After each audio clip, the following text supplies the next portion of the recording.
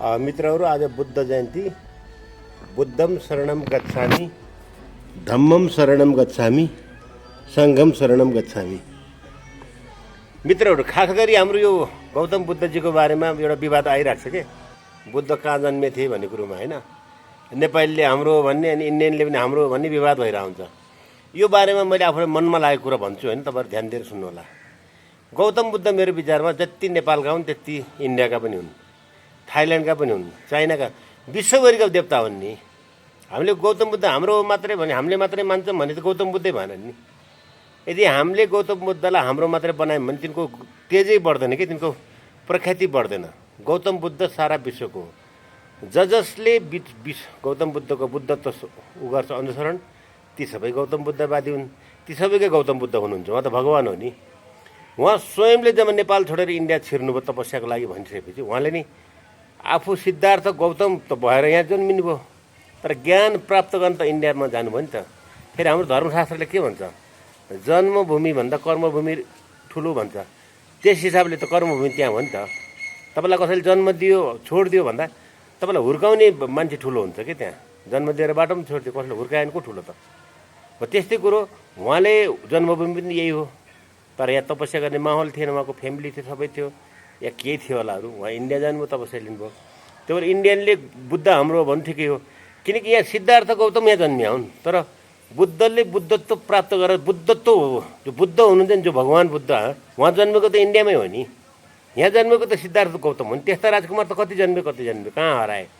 तर जब इन्डियामा गएर ज्ञान प्राप्त गर्नु गएमा तब बल्ल भन्नुभयो गौतम बुद्ध।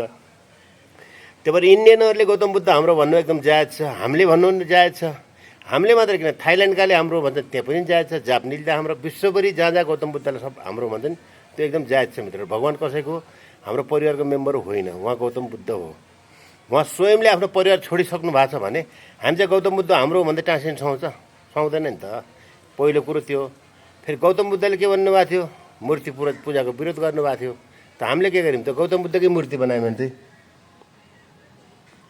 यो गौतम बुद्ध सायद विश्वभरिमा सबैभन्दा बढी मूर्ति गौतम बुद्धको छ। यो देखि यो थाहा पाएपछि गौतम बुद्धको मन कति कुँडिहाला गाँठे। अब मै गर्थेँ मूर्ति पूजा विरुद्ध, अझै मेरी मूर्ति बनाएर विश्वभरि छर्दै भनेपछि त्यो त उहाँलाई मजा आउँदैन होला। त्यो हामीले गरेको गल्ती हो मित्रहरू। तर पूजा गर्नलाई एउटा प्रतिमा त चाहियो नि, कहाँनिर पूजा गर्नु त। एउटा प्रतिमा चाहिन्छ के, मूर्ति त्यस अर्थमा चाहिन्छ। गौतम बुद्धजीले विरोध गरे पनि भोलि मेरा भक्तले मलाई कहाँ पूजा गर्ने, एक ठाउँ त चाहियो नि त जम्मा हुने। भने चाहिँ मूर्ति बनाउनु त्यसरी पर्या, भक्तले त्यो गल्ती गरेका होइनन्। खास कुरो त्यो हो मित्रहरू। र गौतम बुद्ध भयो भने चाहिँ अहिंसाको पुजारी हो। तर हाम्रो है कमजोर मित्रहरू, गौतम बुद्ध हाम्रो भन्छौँ हामी, पञ्चबली खाइदिन्छौँ, राँगा काटिदिन्छौँ, बोको काटिदिन्छौँ, कुखुरा काटिदिन्छौँ, परेवा काटिदिन्छौँ भने त गौतम बुद्ध हाम्रो पनि भनिरहेको छौँ। फेरि हेर्नु, अझ पूर्वतिरको समुदाय गौतम बुद्ध हाम्रो भन्छन्। सुँगुर खान्छन्, बुङ्गुर खान्छन्, कालो कुरो, गाई पनि खान पाउनुपर्छ भन्छन् एकातिर गौतम बुद्ध हाम्रो भन्छन्। हेर्नुहोस्, यो त मजा आएन नि। कि त गौतम बुद्ध तपाईँले हाम्रो भन्नुहुन्छ नि, गौतम बुद्धको बुद्धत्व पनि तपाईँको हो नि। तपाईँ बुद्धत्वमा जानु पऱ्यो नि त, अहिंसावादी हुनु पऱ्यो।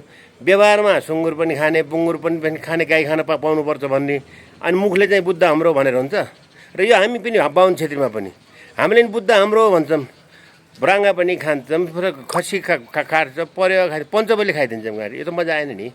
गौतम बुद्ध यदि हाम्रो हो भने हामीले उहाँलाई हाम्रो हो भनेर मात्र हुन्न। उहाँको सिद्धान्त के थियो त, र शान्तिको सिद्धान्त, अहिंसाको सिद्धान्त, त्यसलाई अनुसरण गर्नुपर्छ के। त अनुसरण गर्नुपर्छ भन्दा फेरि कमजोर हुनुपर्छ भन्ने होइन। गौतम बुद्ध आफू शान्तिप्रिय हुनुपर्छ भन्ने थियो, तर आत्मरक्षा गर्नलाई चाहिँ हुनुपर्छ तागतिलो भन्ने पनि थियो नि त। किनकि मार्सल आर्टको जो जन्म भएको छ नि, यो गौतम बुद्धका अनुयायीले गरे हुन् कि चाइनामा। जो मार्सल आर्ट जे छ नि, हामी अहिंसावादी त हुने हो, शान्तिप्रिय, तर कसैले अट्याक गर्न आइसक्यो भने हार्नेवाला पनि हुनुहुन्न, लड्नु पनि पर्छ भन्ने हो कि। जस्तै हिन्दू धर्ममा भन्छ नि, शस्त्र पनि चलाउनु पर्छ र शास्त्र पनि पढ्नुपर्छ भनेको चाहिँ गौतम बुद्धहरू बन्ने अहिंसावादी। तर तपाईँ अहिंसावादी हुँदाहुँदै तपाईँमाथि अट्याक हुन थाल्यो, तपाईँको फ्यामिलीमाथि अट्याक हुन थाल्यो, तपाईँको मन्दिरमाथि, तपाईँको घरमै, त लड्नु पऱ्यो नि त। लड्न जरुरी छ। इभन गौतम बुद्धले पनि भन्नुभयो, जो अहिंसावादी हुनुहुन्थ्यो। यसैले तपाईँले हिंसा पनि जरुरी छ, ठाउँ हेरेर। जब तपाईँको देशको सवाल उठ्छ, तपाईँको परिवारको इज्जतको सवाल उठ्छ, त्यतिखेर लड्न जरुरी हुन्छ कि। बरु हारियोस्, हार्दा पनि मजा आउँछ। तपाईँको घर परिवारको कोही महिला सदस्यलाई कसैले हात हालिरहेको छ, तपाईँ डराएर त्यहाँ बोलिदिनु भएन भने त्यो बाँचाएको अर्थ हुन्न। बरु तपाईँ त्यहाँ लड्नुपर्छ। जति ठुलो डराउनुहोस्, लड्दा लड्दै घाइते हुनुहोस्, मजा आउँछ कि मर्नुभयो भने शहीद भइन्छ नि। हो त गौतम बुद्ध अहिंसावादी भए पनि लड्नुपर्छ उहाँले पनि भन्नुभयो, आफूमा क्षमता राख्नुपर्छ भनेर होइन। यो कुरो हामीले बुझौँ र गौतम बुद्ध हाम्रो हो भनिरहेको छ, हामीले उहाँको सिद्धान्त अनुसरण गरौँ, बुझ्नुभयो कि नै। त्यो गौतम बुद्ध हाम्रो मात्रै होइन, नेपालीको पनि हो, इन्डियनको पनि हो, सारा विश्वको हो। यो कुरामा हामी ढुक्क बनौँ। बुद्धम शरणम गच्छामि, सङ्घम शरणम गच्छामि, धम्मम शरणम गच्छामि। ल मित्रहरू, यो मूर्तिमा बुद्धजीको कान लामो छ। प्राय मूर्तिमा बुद्धजीको कान लामो हुन्छ मित्रहरू। चाहिँ के हो त्यसको? त्यति लामो कान भएको मान्छे हुँदैन कि। तर बुद्धजीको कान लामो किन छ भन्दाखेरि गौतम बुद्ध शान्तिको प्रतीक। उहाँले अरूको कुरा बढी सुन्नुहुन्थ्यो के। हो त्यो अरूको कुरा बढी सुन्नुहुन्थ्यो भनेर मूर्तिकारले कान ठुलो बनाइदियो के। कुरा बुझ्नु भएन। अब अरूको कुरा बढी सुन्नुहुन्थ्यो कसरी थाहा हुन्छ भने कान ठुलो छ, मुख सानो, कम बोल्नुहुन्थ्यो, कुरा सुन्नुहुन्थ्यो भने त्यो गुण देखाउनलाई कान ठुलो बनायो के। त्यति ठुलो बुद्धजीको कान थिएन। देवी माताको हातमा 10वटा हतियार हुन्छ। 10वटा हात पनि हुन्छ र हुँदैन नि। तर देवी मातालाई 10वटा हतियार चलाउन आउँथ्यो। त्यो कसरी देखाउने भने 10 हात बनाएर। रावणको बुद्धि 10 मान्छे बराबर थियो, 10वटा टाउको बनाइयो। त्यो मूर्तिकारको एङ्गलबाट त ठिकै छ के। गौतम बुद्धको कान पनि ठुलो बनाउनुको अर्थ उहाँ अरूको कुरा बढी सुन्नुहुन्थ्यो, मुख सानो, कम बोल्नुहुन्थ्यो। त्यस्तै हो मित्रहरू तपाईँहरू पनि। तर यो हिसाबले मित्रहरू फेरि यहाँ यदि नेपालको नेताहरूको मूर्ति बनाऊ भन्यो भने त यिनको मुख मात्रै हुन्छ, कानै हुँदैन क्या। नेपाली नेताको यदि तिनी मूर्तिकारले बोल्या गर्थ्यो, अरूको सुन्दैन थियो बनाउने हो नि। अधिकतम नेताको मित्रहरू प्रचण्डको, केपीको कानै हुन्न त्यो, मुख मात्रै ठुलो।